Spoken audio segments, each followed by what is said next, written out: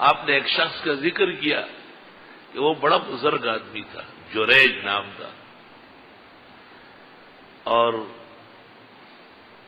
وہ نماز پڑھ رہا تھا۔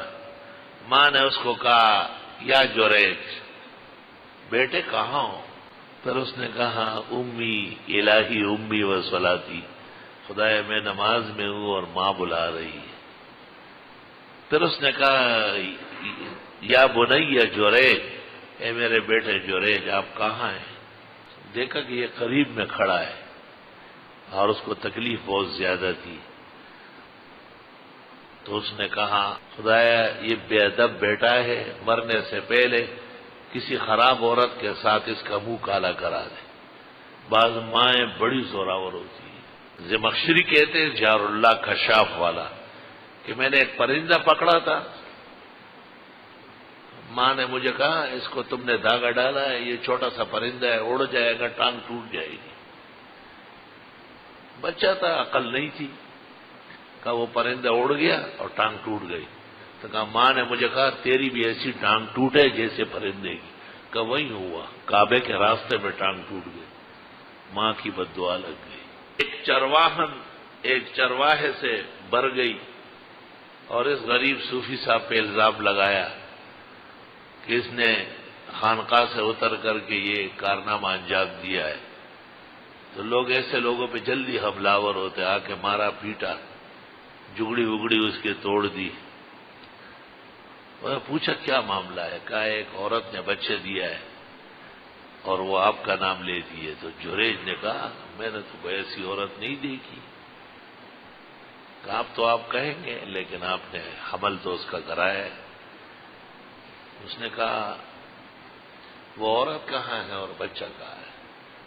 وہ وہاں بیٹھی ہے اور اس کے گود میں بچہ ہے جو 3-4 دن پہلے ہوا ہے۔ جریج نے کہا اگر یہ بچہ کہے اور اپنا باپ بتا دے پھر؟ لوگوں نے کہا وہ کیسے بولے گا؟ کہا میں اللہ سے کہہ دوں گا۔ اللہ تعالیٰ سے دعا مانگی کہ اللہ اگر میں نے کوئی زنا نہیں کیا ہے اور میں پاک صاف ہوں تو اس معصوم بچے کو بولنے دے۔ وہ بچہ بول پڑا اور اس نے کہا وہ جو دوسرے جنگل میں چرواہا ہے میں اس کا بیٹا ہوں۔ لوگوں نے کہا کہ ہم یہ جھونپڑی آپ کی سونے کی بنانا چاہتے ہیں۔ اس زمانے کا پیر ہوتا تو کہتا ہاں میرے بیٹے کے لیے بنا لے، لیکن وہ سچا پیر تھا، اس نے کہا مجھے سونے چاندی کی ضرورت نہیں، جن خس و خاشاک اور لکڑیوں سے اور کانٹوں سے پہلے بنی تھی اس طرح بنا کے دے دو۔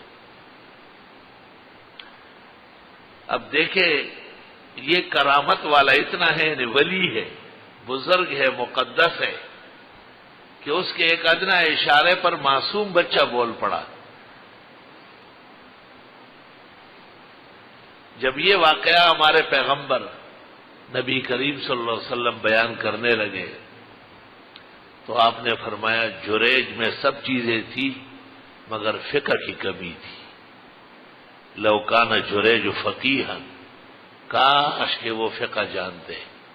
تو فقہ والے کو پتہ چلتا ہے کہ نماز کب توڑنی ہے، نماز جب قضا ہو پھر ادا ہو، نگاہ جب قضا ہو کب ادا ہو۔